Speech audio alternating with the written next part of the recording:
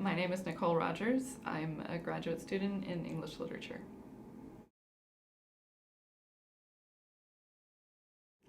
When I first started the graduate program, I wasn't quite sure how it was all going to fit in with my life. I was a journalist for several years, let's put it that way, and I spent most of my time as an editor and a writer at a daily newspaper, which is not quite the same as English Lit.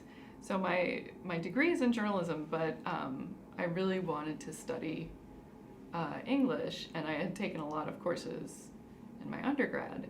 So when I started, I was kind of not sure how this would fit in.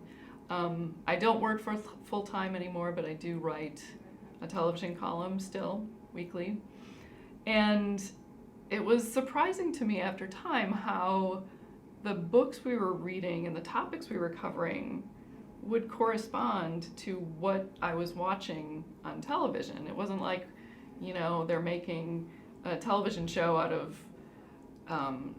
Hamlet, but it does come up in like Sons of Anarchy is kind of framed on Hamlet.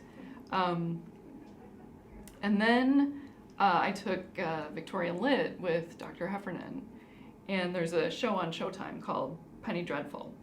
And it was right when I was taking Victorian Lit, and so when I was writing my column on Penny Dreadful, I was able to take a lot of what we learned about the Victorian age and their love of anything published.